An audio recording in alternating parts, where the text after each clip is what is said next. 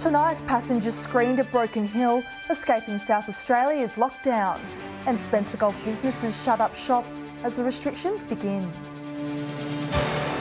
From our 7 Spencer Gulf studios, your nightly news with Ruby Kamain begins now.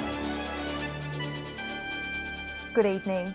Holiday makers in South Australia have packed up and rushed to the New South Wales border to escape the harsh lockdown. Broken Hill has been inundated with travellers from SA as local health authorities plead for new arrivals to get tested. Car after car, the barrier highway packed with families trying to escape the lockdown in South Australia. The Broken Hill Tourist Park staying open until 2 this morning to accommodate the influx of travellers. A whole lot of mix of people that we had coming through last night. So we had close to about 140 check in here at the park and the motel. Among them, John Beattie and his wife, who rushed to return home to New South Wales from the York Peninsula. I think a lot of people were a bit panicked and just trying to get out as quickly as they can. Broken Hill Hospital has tightened its visiting hours, just 2 hours a day with only 1 visitor per hour. While there were long lines at testing facilities in the city today, a screening of passengers entering on buses and planes continued. Local health authorities say testing is the best way to keep COVID out of our community. There has been a spike in the last 3 days since the situation in SA. Despite the number of people entering New South Wales, Premier Gladys Berejiklian says there's still no plan to close the border.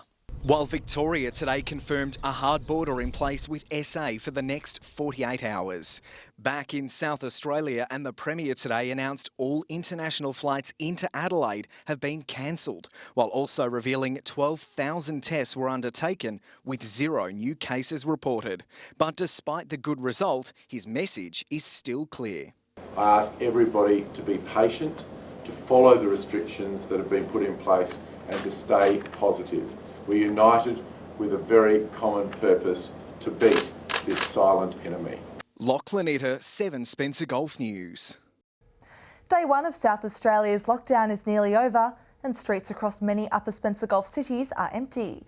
A statewide ban on regional travel is now in place, with authorities reminding locals to remain calm.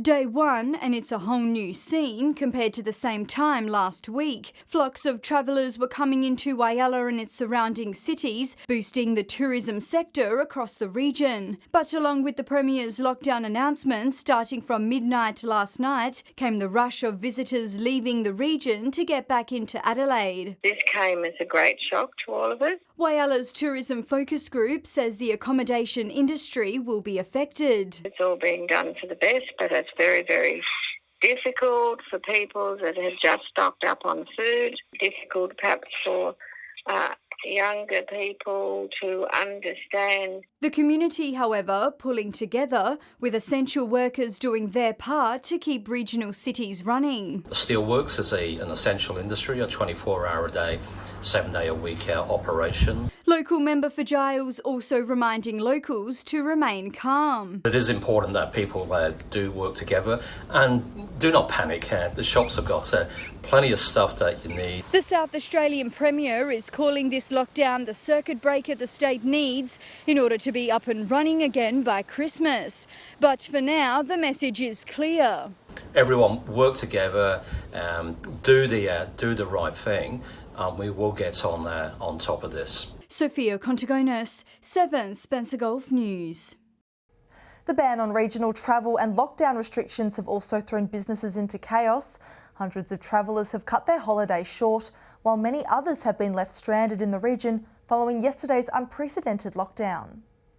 Despite a warm spring day, there was no one at Port Lincoln's beaches. In fact, there was no one anywhere as the community shut down. Our schedule is to watch some AFL footy, some movies and the news. Adelaide couple Tracy and Jim arrived in Port Lincoln yesterday to the news regional travel would be banned at midnight, faced with the daunting decision on whether to drive another 7 hours back home or stay in the region. I thought, I'm just going to stay here and isolate here.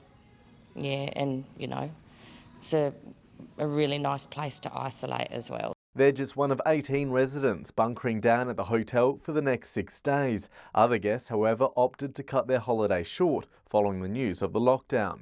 This vision last night shows the frantic scenes on the Lincoln Highway as travellers made the last-minute dash home. Yeah, so majority of the people did. They turned around and drove all the way back. There was a few that did decide that they were going to stay, and they're here for the next 6 nights. Across the region, the effects of the lockdown is immediately obvious. The popular Port Lincoln foreshore this afternoon resembled a ghost town, bringing businesses to their knees. Welcome to the Port Lincoln Hotel. This is Taylor. Yes. We had 300 cancellations in about 6 hours for the next sort of 2 to 3 weeks. The impact on them will be a financial one for their staff as well. Unlike the first lockdown, takeaway meals have been banned, which businesses say was an important lifeline in keeping them afloat last time. Work through this and do what they've been doing all the way through, innovate and adapt, and I'm sure we'll get through this together. 1 day down, 5 more to go. Nathan Regter, 7 Spencer Golf News. Still to come tonight, the lockdown leads to local weddings and funerals cancelled. And the mining industry still powering on amid restrictions.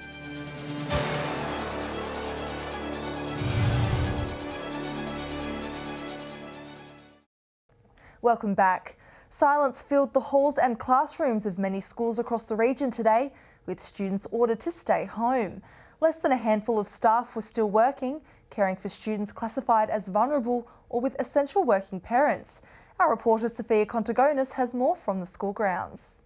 This usually busy playground filled with hundreds of students from Wyalla's Samaritan College, today looking slightly different. It is a bit odd. I mean, the first time back in term 1, we certainly got a few days or even weeks notice that it was going to happen, and then it didn't actually eventuate. But yesterday it was really 1 or 2 hours for us to get organised. But with the school shut down, it was still open for those classified as vulnerable and children with parents working in essential roles. That's why we really have to plan carefully what next week's going to look like. Skeleton staff rostered on at many schools across the region. We have made provisions for children of essential workers, people who need to be at work at this time, and for those schools to be open. Only 2 staff members and less than 20 students attending this Whyalla school today. No set classes were scheduled, however, with teachers still ironing out the details for next week. Technically today and tomorrow, so Thursday and Friday are pupil-free days. In the Catholic system, we'll be moving to our online learning or remote learning platforms. Many schools are going online as of Monday, but we'll have further advice in the coming days. The Premier also saying the South Australian government is hopeful that students will be returning back to school before the end of the year. Weddings are among the events to hit the chopping block, with couples across the region forced to postpone their special day. Funerals have also been impacted by COVID-19 restrictions, with all services on hold for the next 6 days. Coronavirus has sent the wedding industry into turmoil, with the number of couples getting hitched plummeting. Particularly when the pandemic first came about, there were around 6 to 8 weddings that were either postponed or cancelled due to coronavirus restrictions. Drastic restrictions have halted ceremonies for the next 6 days, with many couples cancelling their upcoming dates with fears the restrictions will not ease soon enough. Given that things had settled down for quite some time, I can certainly imagine that they would be quite concerned about their upcoming nuptials.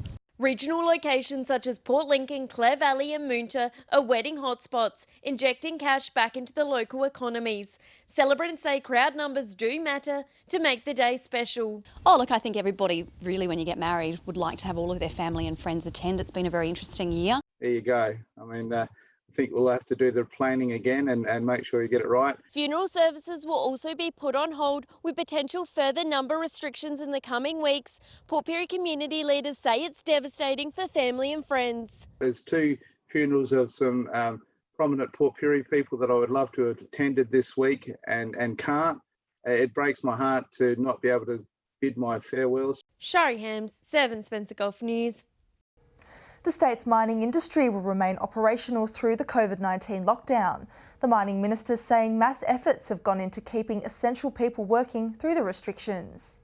An industry booming despite the pandemic taking a hit. The mining industry has actually done an extraordinary job, the mining and energy industries. They've been deemed as essential industries, and so the workers that are necessary to keep those industry going have been deemed as essential workers. While fly-in, fly-out workers are stood down for the lockdown, the minister says mining operations will continue with a restricted workforce. The company that the person works for deems that that person is an essential worker to keep their necessary operations going, then that person will be allowed to travel for work. In a statement, Oz Minerals says their 2 South Australian mines are now operating with an essential personnel-only workforce in accordance with government requirements. Mining company BHP says they are working through what this will look like for Olympic Dam, saying they will continue working with the government. Keeping everyone safe will remain their top priority. The Minister acknowledging locals from Port Augusta, Port Pirie, Whyalla and surrounding regions travel for mining work. I suggest strongly those people engage directly with their employers, because if they are essential to be on site, then they will be allowed to travel to and from work. Katrina Musson, 7 Spencer Golf News. Today's other news coming up after the break with a series of break-ins at Port Pirie. And are welfare cashless debit cards really helping regional areas?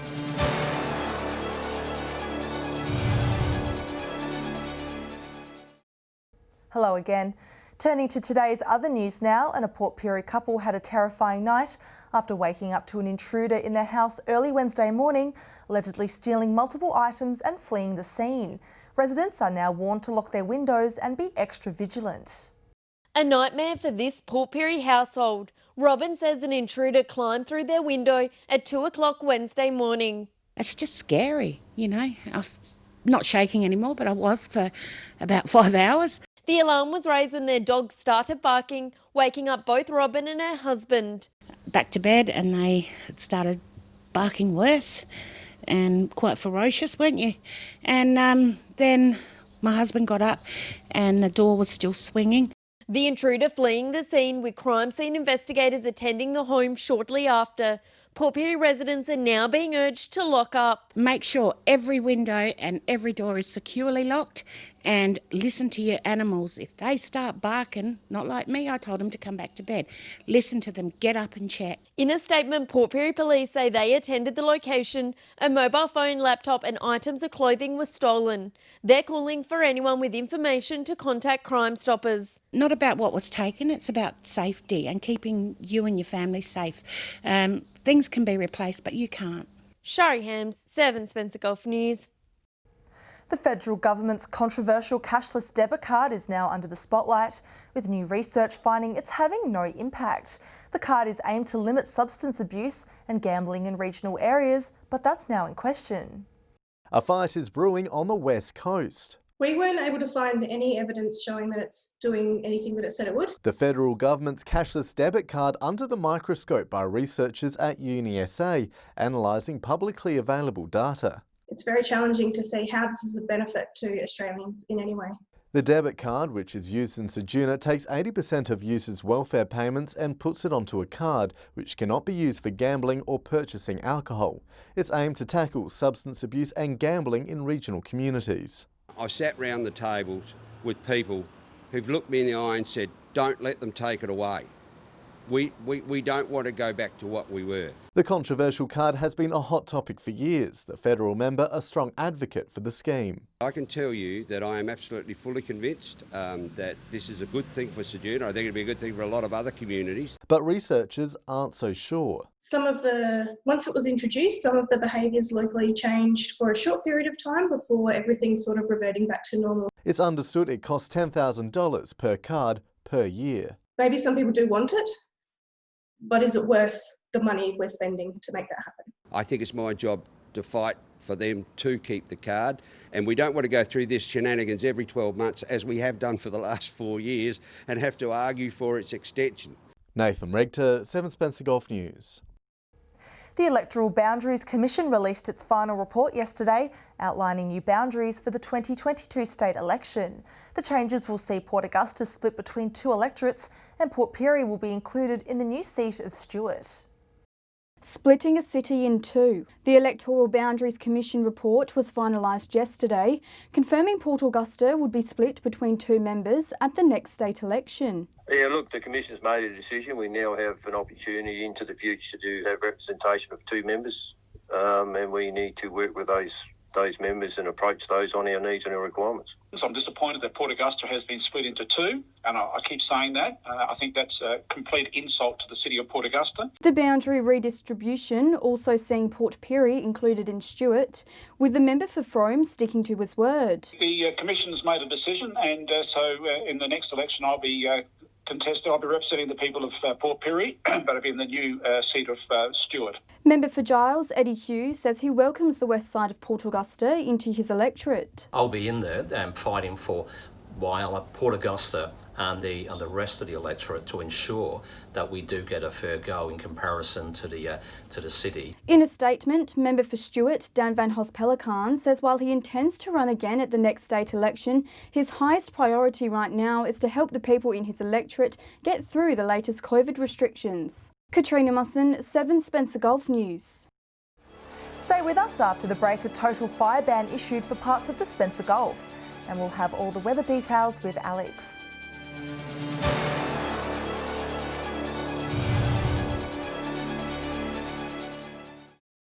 Welcome back. Today saw windy and hot conditions across the region, with severe fire danger warnings issued for the Yorke Peninsula and Mid-North.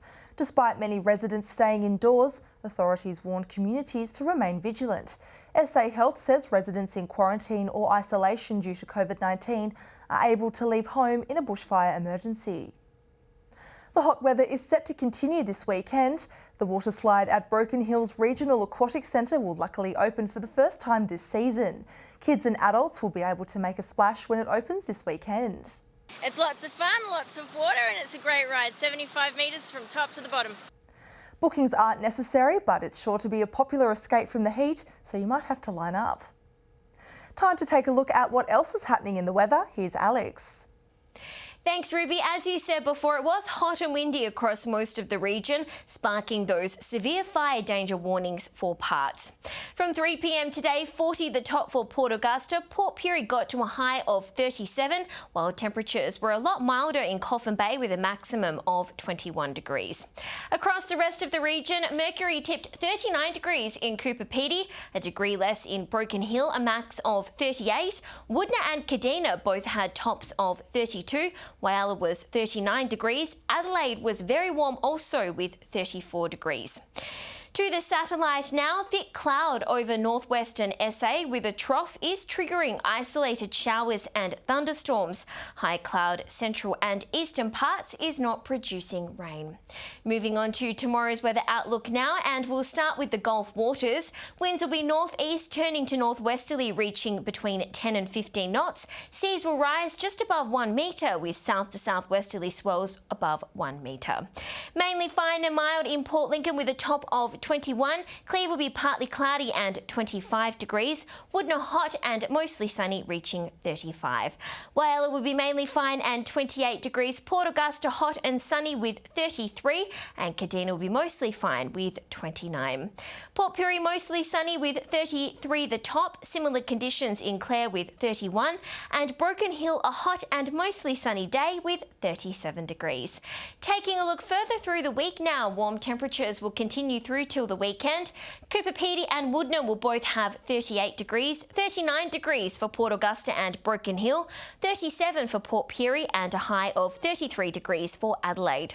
Sunday will see the onset of a few showers. Cooper Pedy will be mainly fine and 34 degrees, 35 and showers for Port Augusta, 32 and showers for Woodna and Whyalla, and Kadina and Adelaide will have showers also with tops of 31 degrees.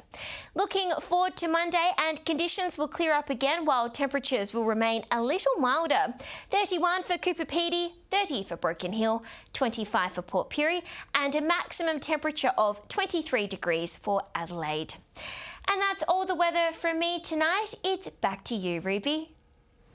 Wonderful, thanks for that, Alex. And that's the local news for this Thursday evening. Thanks for joining us. I'll have updates later. Until then, enjoy your evening. Good night.